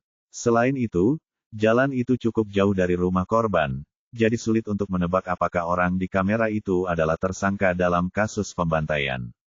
Zhao Yu memeriksa informasi lainnya. Tempat kejadian perkara sangat brutal. Korban telah dilukai hampir 40 kali. Bagian dalam rumah dipenuhi darah, dan kalimat seperti, balas dendam, mata ganti mata, telah ditulis di seluruh dinding. Darah itu berasal dari korban sendiri. Setelah membunuh Zigen, pelaku bahkan menggunakan darah Zigen untuk menulis kata-kata itu. Melihat hal ini, Zhao Yu tidak dapat menahan diri untuk menggelengkan kepalanya. Seperti yang telah dikatakannya sebelumnya, jika pelakunya benar-benar menginginkan uang, tidak perlu membunuh Zigen dengan brutal. Jika itu untuk balas dendam, maka kata-kata dalam darah seharusnya menunjukkan hal itu.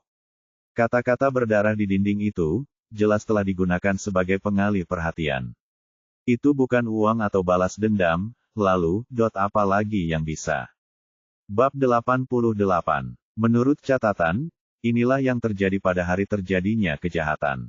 Pembunuh itu memasuki rumah Yu Zigen malam itu, membunuh Yu Zigen dengan brutal, dan meninggalkan jasadnya di sofa. Setelah membunuhnya, pembunuh itu merobek sehelai kain dari sofa dan menulis di dinding menggunakan darah korban. Dia mencipratkan darah kemana-mana dan menciptakan pemandangan yang sangat berdarah sebelum menutup pintu dan menghilang di tengah malam yang penuh badai.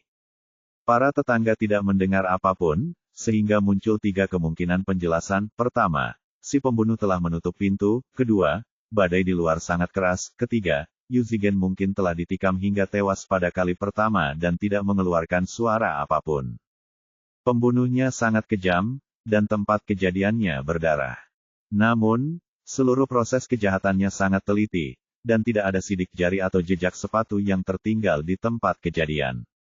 Pembunuhnya jelas telah melakukan persiapan yang matang, dan itu bukanlah keputusan yang diambil secara tiba-tiba. Selain itu, Yu Zigen terlilit hutang dan tidak memiliki barang berharga di rumah, jadi kemungkinan perampokan pembunuhan hampir nol. Jika itu bukan penagih hutang, tidak ada yang ingin membalas dendam, dan bukan perampokan, lalu, apa lagi yang bisa terjadi? Laporan itu menunjukkan tidak ada tanda-tanda kunci rumah Yu Zigen dibobol. Polisi menduga korban membuka pintu sendiri, atau pembunuhnya yang memegang kunci rumah. Jika benar, maka korban dan pembunuhnya pasti saling kenal, dan kejahatan ini dilakukan oleh seorang kenalan. Polisi telah membandingkan tulisan tangan orang-orang yang terkait dengan korban dengan tulisan di dinding, namun, tulisan dengan darah itu tidak rapi, sehingga polisi tidak dapat membandingkan apapun secara akurat. Jika yang terakhir, kejahatannya akan lebih rumit lagi. Mengapa pembunuhnya memiliki kunci rumahnya? Apakah pembunuhnya mencuri kunci rumah sebelumnya, atau ada orang yang dengan sengaja memberikan duplikatnya? Memikirkan hal ini, Zhao Yu tidak bisa tidak memikirkan istri korban, Lin Meifeng. Hanya Yu Zigen dan Lin Meifeng yang memiliki kunci rumah mereka. Jika pembunuhnya mendapatkan kunci dari Lin Meifeng, apakah Lin Meifeng ada hubungannya dengan pembunuhnya? Laporan itu menunjukkan bahwa Lin Meifeng sering dianiaya oleh Yu Zigen, dan telah banyak menderita. Dia telah meminta cerai berkali-kali, dan bahkan melarikan diri. Tetapi Yu Zigen yang sombong telah mengejarnya sampai ke rumah orang tuanya, dan bahkan mematahkan kaki ayah mertuanya. Dia juga mengancam akan membunuh keluarga Lin Meifeng jika dia berani menceraikannya. Lin Meifeng tidak punya pilihan selain berkompromi dan menanggung penghinaan seperti itu. Pada akhirnya, Yu Zigen yang tidak berperasaan memukuli Lin Meifeng sampai dia keguguran dan kehilangan anak mereka. Dengan kebencian seperti itu, masuk akal jika Lin Meifeng akan membunuh suaminya, namun, meskipun dia punya motif, tidak ada bukti yang mendukungnya. Catatan menunjukkan bahwa sepupu Lin Meifeng sedang melahirkan pada malam Yu Zigen terbunuh. Lin Meifeng berada di rumah sakit malam itu, dan ada banyak saksi yang mengonfirmasinya. Lin Meifeng mengetahui bahwa suaminya telah terbunuh saat dia kembali ke rumah keesokan harinya. Dia langsung menangis ketakutan, dan tetangganya membantu menelepon polisi. Sejak hari itu, Lin Meifeng menderita depresi berat dan dirawat di rumah sakit jiwa selama hampir setengah tahun hingga ia tidak mampu membayar tagihan rumah sakit. Setelah itu, dengan bantuan anggota keluarga dan teman-temannya, Lin Meifeng beberapa kali dirawat, dan tercatat pernah beberapa kali mencoba bunuh diri. Kesehatan mentalnya selalu tidak stabil. Zhang Jingfeng dan Liang Huan telah menemukan bahwa Lin Meifeng menganggur dan berpenampilan biasa saja. Dia jarang keluar rumah, dan Yu Zigen selalu mengawasinya, jadi akan sulit baginya untuk berselingkuh. Selain itu, jika dia memiliki kekasih, dia tidak akan berakhir di rumah sakit jiwa setelah Yu Zigen meninggal. Selain itu, Lin Meifeng tidak punya uang, jadi lebih tidak mungkin baginya untuk menyewa seseorang untuk membunuh suaminya. Polisi juga telah menyelidiki kemungkinan lain, kerabat Lin Meifeng. Mungkin salah satu kerabat Lin Meifeng menjadi marah setelah melihatnya dipukuli setiap hari, dan membunuh Yu Zigen. Namun, orang tua Lin Meifeng sudah sangat tua, dan satu-satunya adik laki-lakinya sedang dipenjara saat itu. Dia jarang berhubungan dengan kerabat lainnya, jadi teori itu tidak mengarah kemanapun. Melihat semua data tersebut, Zhao Yu mulai berpikir lagi. Ia mengeluarkan buku catatannya dan mulai membuat analisisnya sendiri. Meskipun informasinya terbatas, Zhao Yu tetap mengikuti pemikirannya dan menemukan beberapa petunjuk yang sebelumnya diabaikan.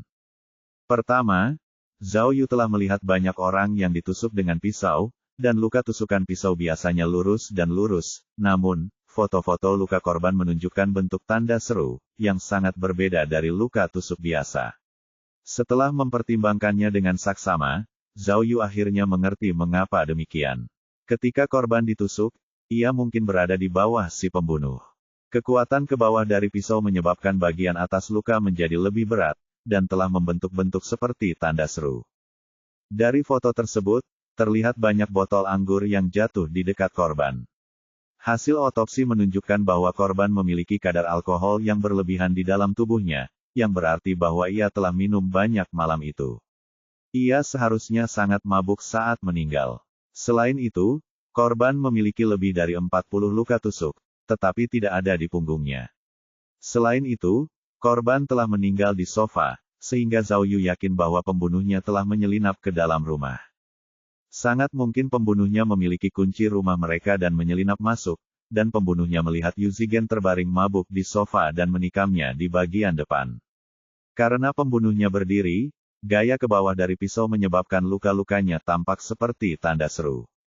Meskipun ia telah menemukan beberapa petunjuk baru, seluruh kasus masih diselimuti kabut. Mengapa pembunuh itu ingin Yu Zigen mati? Apa motifnya? Mengapa dia menusuknya berkali-kali dan membuat kejadian itu jadi begitu berdarah? Mengapa dia menulis kata-kata yang berulang-ulang itu di dinding? Siapa pembunuhnya? Entah mengapa, tetapi sejak hari pertama ia melihat informasi kasus tersebut, Zhao Yu merasa ada yang tidak beres dengan istri korban. Meskipun ia tidak ingin Lin Meifeng menjadi pembunuhnya, dan meskipun ia memiliki alibi, Zhao Yu tidak bisa melupakan pikiran itu. Terutama setelah bertemu dengannya pagi itu, ia merasa ada rahasia yang mengerikan di balik tatapan mata Lin Meifeng yang muram. Pada saat itu, Zhao Yu tiba-tiba teringat lirik yang dinyanyikan oleh para penjahat di restoran hotpot, ikuti saja perasaanmu. Ia berpikir, cek-cek, ikuti saja perasaanmu. Mungkinkah ini petunjuk dari sistem keajaiban? Aku harus mengikuti perasaanku jika ingin memecahkan kasus ini. Perasaanku mengatakan bahwa Lin Meifeng terkait dengan kasus ini. Jangan bilang kalau Lin Meifeng benar-benar pembunuhnya. Atau mungkinkah ada sesuatu yang lebih dari sekadar apa yang terlihat? Bab 89. 10 tahun yang lalu di kota Kinsan di desa Sanlitun, saat itu sudah larut malam dan hujan deras. Petir dan guntur menguasai langit. Sosok kecil kurus tiba-tiba muncul di depan pintu sebuah rumah. Orang itu mengenakan jas hujan hitam. Mereka menggunakan kunci untuk membuka pintu merah, menyeberangi halaman kecil, dan langsung masuk ke dalam rumah. Mereka segera membuka pintu kayu rumah itu dengan satu set kunci lagi. Saat memasuki rumah, suara guntur dan hujan berangsur-angsur mereda, menegaskan napas gugup dan cepat sosok itu. Kemudian mereka mengeluarkan belati yang telah mereka persiapkan sebelumnya dan diam-diam memasuki kamar tidur. Kamar tidur itu gelap gulita. Ketika kilatan petir menyambar langit, mereka dapat melihat dengan jelas siluet seseorang di atas ranjang. Pada saat itu, saraf mereka mencapai klimaks, napas mereka kembali cepat, dan seluruh tubuh mereka bergetar. Akhirnya, mereka memberanikan diri, dan menerkam ranjang, dan menghunus belati itu dengan ganas. Skuis, suara pisau yang mengiris kulit tiba-tiba terdengar dari bawah penutup. Ketika mereka mencabut belati, mereka sudah bisa merasakan cairan lengket mengalir di ujung bilahnya, mengalir kemana-mana. Meskipun mereka mengenakan sarung tangan, mereka masih bisa merasakan cairan hangat mengalir di antara jari-jari mereka. Bau darah menyebar ke seluruh ruangan, merangsang saraf mereka. Tidak bisa berhenti sekarang. Mereka menusuk berkali-kali, bahkan tidak yakin di mana mereka menusuk. Mereka tidak menyerah sampai tidak ada lagi tanda-tanda gerakan di tempat tidur. Saraf mereka sudah mencapai titik puncaknya, dan mereka basah kuyup oleh keringat. Mereka tidak berani berhenti, dan terus melanjutkan sesuai rencana mereka. Mereka mulai menarik laci dan melemparkan barang-barang ke lantai, mengacak-acak kamar tidur. Dalam kegelapan, mereka membuka beberapa kotak perhiasan dan melemparkan sejumlah uang ke dalam kantong plastik. Kemudian mereka dengan cepat menghilang dari tempat itu, bahkan tanpa menutup pintu. Saat mereka meninggalkan daerah itu, hujan terus turun, kilat dan guntur tak henti-hentinya. Mereka terus berlari seolah-olah mereka sedang berlari menyelamatkan diri. Begitu mereka keluar dari desa dengan barang-barang, mereka akhirnya berhenti di dekat tembok yang rusak dan menangis dalam diam. Tiba-tiba, mereka membuka tudung jas hujan mereka, menampakkan wajah seorang wanita. Wanita itu menangis kesakitan namun dalam diam, tuli oleh suara gemuruh guntur. Air mata terus mengalir di wajahnya, tersapu oleh badai yang tak kenal ampun, menjadi tidak terlihat oleh hujan yang deras. Zhao Yu menerima panggilan telepon tepat pukul 4 sore dari Zhang Jinfeng. Ia begitu fokus pada kasus pembantaian sehingga ia tidak menggerakkan mobil polisi selama 3 jam penuh. Zhang Jinfeng memberitahu Zhao Yu bahwa ia telah menemukan informasi Chang Jie. Zhao Yu agak bersemangat dan segera bertanya kepada Zhang Jinfeng tentang rinciannya. Namun, Zhao Yu juga agak kecewa. Ternyata, Chang Jie bukanlah seorang penipu, ia benar-benar memiliki sebuah pabrik pakaian di kota Lingyun, dan pabrik itu juga cukup besar. Di mata semua orang, ia adalah seorang pengusaha muda dan berbakat. Masih terlalu dini untuk mengatakan apakah ia memiliki masalah keuangan, atau apakah benar-benar ada semacam masalah, tetapi uang di rekeningnya telah menurun tajam baru-baru ini. Totalnya bahkan tidak mencapai 300 yuan. Menarik, Zhao Yu tidak dapat menahan sedikit harapan di hatinya. Masalah apa yang dialami Chang Jie ini? Apakah dia menghamili seseorang, atau mungkin dia seorang pecandu judi? Zhang Jingfeng tahu bahwa orang ini adalah saingan Zhao Yu dalam hal cinta, jadi dia berkata bahwa dia akan terus memantau situasi Chang Jie. Jika ada informasi baru, dia akan segera memberitahu Zhao Yu. Zhao Yu mengucapkan terima kasih dan menutup telepon. Namun, begitu dia menutup telepon, sistem itu berbicara. Sistem itu memberitahu Zhao Yu bahwa tingkat penyelesaiannya untuk hari itu adalah 59%, dan bahwa dia memperoleh sebuah barang yang disebut monitor udara tak terlihat. Monitor udara tak terlihat itu dapat memantau kualitas udara, dan tidak memiliki kegunaan lain. Mengukur kualitas udara, apa gunanya itu? Mendeteksi kabut asap, Zhao Yu bertanya-tanya. Petualangan hari ini berakhir begitu cepat. Zhao Yu menggelengkan kepalanya beberapa kali dan mulai mengingat petualangannya. Selain bertemu dengan Yao Jia, tidak banyak lagi yang bisa dilakukan. Apakah itu bisa dianggap sebagai petualangan? Mungkin jika dia tidak bertemu dengan pria berwajah merah bodoh itu, tingkat penyelesaiannya akan lebih tinggi. Tunggu, setelah berpikir sejauh ini, Zhao Yu tiba-tiba menyadari sesuatu. Ia segera mengeluarkan buku catatan lain yang berhubungan dengan sistem keajaiban. Setelah memeriksa catatannya, ia menyadari sesuatu yang lain. Heksagram, kan, telah muncul berkali-kali dalam sistem. Ia menyadari bahwa setiap kali ia mendapatkan, kan, ia telah bertemu dengan beberapa wanita. Penjelasan heksagram hari ini adalah, kan, dan kekasih impiannya, Yao Jia, secara tak terduga mengajaknya makan. Pada pelatihan polisi, dengan penjelasan heksagram, air dengan guntur, heksagram tersebut juga memiliki kata, kan, dan dia telah bertemu dengan iblis perempuan, Miao Ying. Bahkan sebelum itu, ketika Zhao Yu bertemu Yang Hong dan Hua Hua, juga ada kata, kan. Kan berarti air, dan dalam cerita rakyat lama, perempuan selalu memiliki ketertarikan dengan air. Mungkinkah kata, kan, mewakili wanita? Dengan kata lain, apakah itu cinta, atau seksual? Dui, melambangkan uang, Gen, melambangkan bisnis. Kan, melambangkan cinta, lalu bagaimana dengan yang lainnya? Apa yang dilambangkan oleh Zhen, Sun, dan Li? Selain itu, dalam Bagua, set heksagram pertama seharusnya adalah Qiankun, tetapi sejak ia mulai mendapatkan heksagram dari sistem keajaiban, kedua kata itu tidak pernah muncul. Apa yang dilambangkan oleh Qian dan Kun? Atau mungkinkah dalam heksagram sistem keajaiban, kedua kata ini tidak ada?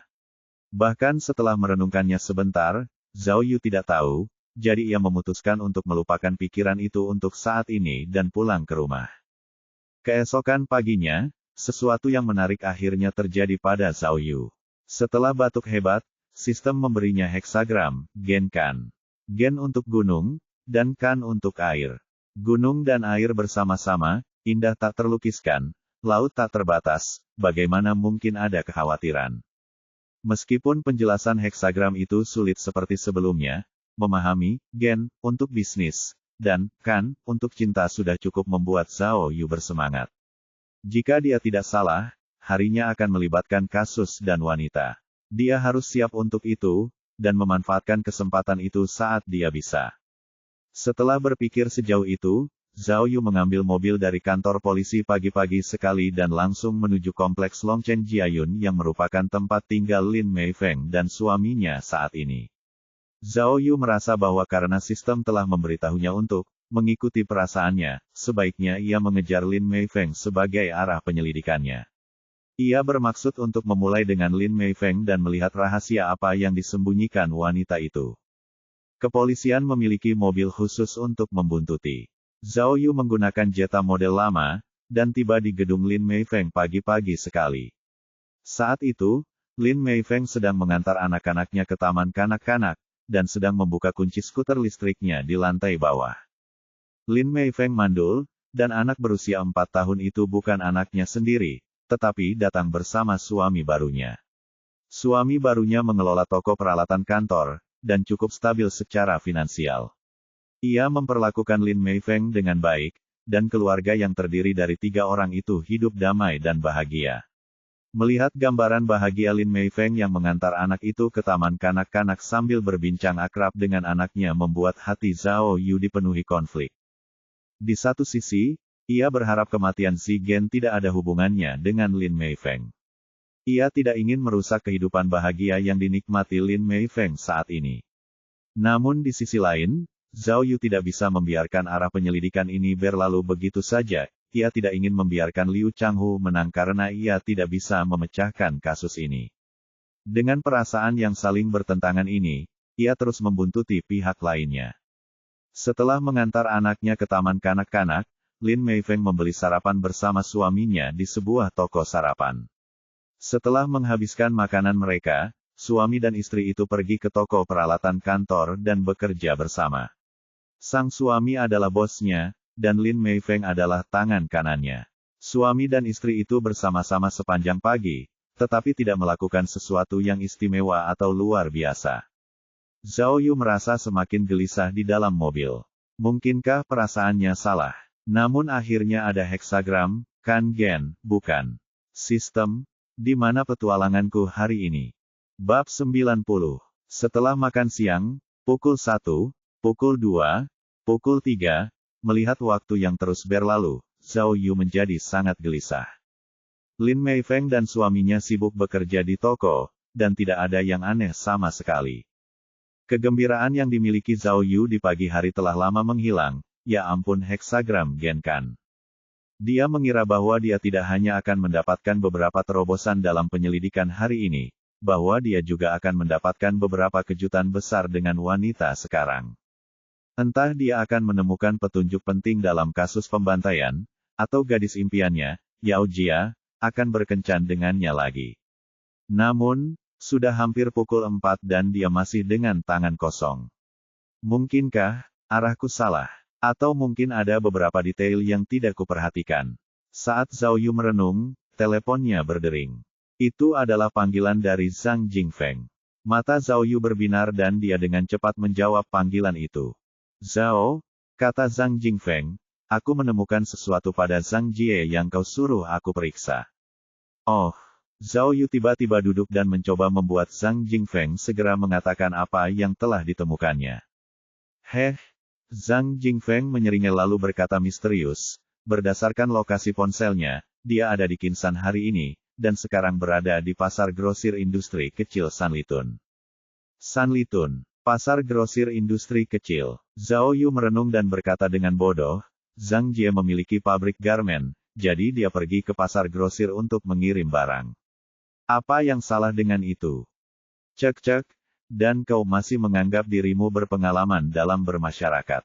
Zhang Jingfeng tertawa, orang itu berurusan dengan pakaian desainer, dia biasanya pergi ke pusat perbelanjaan dan butik internasional, jadi apa yang dia lakukan di pasar grosir? Kurasa pasti ada sesuatu yang mencurigakan. Ada yang mencurigakan. Zhao Yu mencari ingatannya beberapa kali, tetapi tidak dapat memikirkan apapun. Baik dalam kehidupannya sekarang maupun di masa lalu, dia tidak pernah berurusan dengan barang dan berdagang. Sangat jelas, Zhang Jingfeng adalah seorang ahli dalam hal ini. Zhang Jie memproduksi barang palsu di pabriknya, dan dia pergi ke pasar grosir untuk pengiriman. Dia melanjutkan, bro, bukankah orang ini saingan cintamu? Dengarkan aku, cepat pergi ke Sanlitun sekarang. Jika tebakanku benar, segera hubungi aku. Aku kenal orang-orang di Biro Pengawasan Kualitas dan Departemen Investigasi Ekonomi. Aku jamin aku akan menyingkirkan saingan cintamu itu sesuai aturan. Kekeke. Oh, kedengarannya menarik. Zhao Yu akhirnya mengerti apa yang dimaksud Zhang Jingfeng. Ia berpikir dalam hati bahwa orang ini memang ikan lumpur, yang mampu menggunakan cara-cara gelap untuk urusan hati. Zhao Yu segera mengucapkan terima kasih kepada Zhang Jingfeng dan segera melajukan mobilnya menuju Sanlitun. Mengingat situasinya, dia hanya bisa mengurus satu hal dalam satu waktu. Karena dia tidak dapat membuat perkembangan apapun pada kasus pembantaian, maka masuk akal untuk menyingkirkan saingannya sementara waktu. Sepertinya heksagram, kan, benar-benar ada hubungannya dengan Yao Jia. Jika aku menyingkirkan pacar kecil Yao Jia, bukankah aku akan segera bisa merebut hatinya? Dengan pikiran ini, Zhao Yu melaju dengan kecepatan kilat dan mencapai pasar grosir industri kecil Sanlitun dalam waktu setengah jam. Zhang Jingfeng telah mengiriminya lokasi Zhang Jie, dan Zhao Yu langsung mencarinya setelah dia keluar dari mobil. Ada kerumunan besar orang dan lalu lintas padat di pasar grosir, dan areanya sangat luas. Zhao Yu berkelok-kelok masuk dan keluar, dan butuh waktu lama sebelum dia mencapai area gudang di bagian belakang pasar grosir. Seperti pasar grosir pada umumnya, toko-toko berada di bagian depan, dan gudang-gudang berada di bagian belakang untuk memudahkan pengiriman. Area gudang itu bahkan lebih besar. Zhao Yu baru menyadari setelah melihat banyak kendaraan terparkir di depan gudang untuk bongkar muat bahwa kendaraan diperbolehkan masuk. Jika dia tahu lebih awal, dia tidak perlu berjalan sejauh itu. Ketidakpraktisan berjalan adalah hal yang kedua, tetapi dia lebih takut terlambat dan Zhang Jie mungkin sudah menyelesaikan pengirimannya. Seluruh perjalanan akan sia-sia. Memikirkan hal ini, Zhao Yu mempercepat langkahnya dan berjalan menuju sasarannya. Tanpa diduga, dia mendengar teriakan keras dari sisi kanannya setelah berjalan beberapa langkah, berhenti. Jangan lari, polisi. Apa yang terjadi sekarang? Zhao Yu segera menoleh ke kanan dan melihat seorang pria jangkung dan kuat di lorong gudang berlari ke arahnya. Pria berkumis itu mungkin seorang pedagang. Dia mengenakan pakaian olahraga biru tua dengan tas pinggang dan koper di tangannya. Dia berlari sangat kencang hingga lidahnya terjulur keluar. Sambil berlari, dia mendorong barang-barang di sisi gudang ke tanah, mencoba membentuk penghalang dari pengejarnya. Zhao Yu menjulurkan lehernya dan menoleh ke belakang. Matanya tiba-tiba membelalak hanya dengan satu tatapan. Apa-apaan? Orang yang mengejar pria itu adalah seorang wanita berjaket hitam, tingginya sekitar 5 kaki 5 inci, dengan gaya rambut seperti jamur. Apa kau bercanda? Ini terlalu kebetulan. Bukankah itu iblis wanita, Miao Ying? Zhao Yu langsung mengerti bahwa Miao Ying sedang mengejar seorang penjahat. Pada saat itu, pria itu sudah ada di depannya, dan Miao Ying melihat Zhao Yu pada saat yang sama. Hei! Hentikan dia cepat! Teriak Miao Ying. Mendengar teriakan Miao Ying, Zhao Yu tidak berpikir apa-apa lagi, tetapi secara naluriah mengulurkan kakinya untuk menjegal pria yang berlari itu. Karena pria itu berlari sangat cepat, seluruh tubuhnya melayang ke udara setelah dia tersandung, lalu dia jatuh tertelungkup. Koper itu jatuh beberapa kaki darinya, dan isinya berserakan di mana-mana. Ada uang kertas yang berantakan, beberapa perhiasan, dan beberapa dompet. Setelah jatuh, pria itu segera bangkit, mengabaikan rasa sakitnya. Zhao Yu berbalik dan ingin menangkap orang ini tepat saat Miao Ying tiba. Tidak tahu apakah dia melakukannya dengan sengaja, Miao Ying mendorong Zhao Yu ke satu sisi dengan bahunya. Berhenti berlari. Miao Ying memberikan tendangan melayang, melemparkan pria itu ke udara lagi. Dia mendarat dengan keras di tanah di samping beberapa ban. Kekuatan jatuhnya begitu besar sehingga beberapa ban besar mulai menggelinding.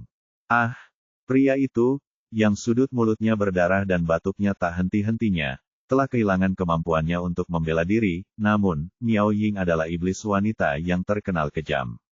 Dia menarik kerah belakang kemeja pria itu dan mengangkatnya dengan mudah. Miao Ying mengangkat lengannya, hendak meninju pria itu, tetapi Zhao Yu memutuskan untuk menghentikannya. Miao Ying jelas telah menyakiti Zhao Yu dengan sengaja saat itu. Betapa mengerikannya itu. Aku membantumu menghentikan penjahat itu, tetapi kau malah memukulku alih-alih berterima kasih padaku. Pikiran Zhao Yu dipenuhi amarah. Ia melompat dan menghantam bahunya ke Miao Ying, membuatnya terlempar setengah meter jauhnya. Mencari alasan, Zhao Yu berteriak pada penjahat itu, berhenti berlari. Setelah itu, ia menamparkan wajah pria itu dengan keras, menyebabkannya berputar 3 kali sebelum jatuh ke tanah. Miao Ying menjadi marah setelah dipukul oleh Zhao Yu, dan dengan paksa menendang punggung penjahat itu.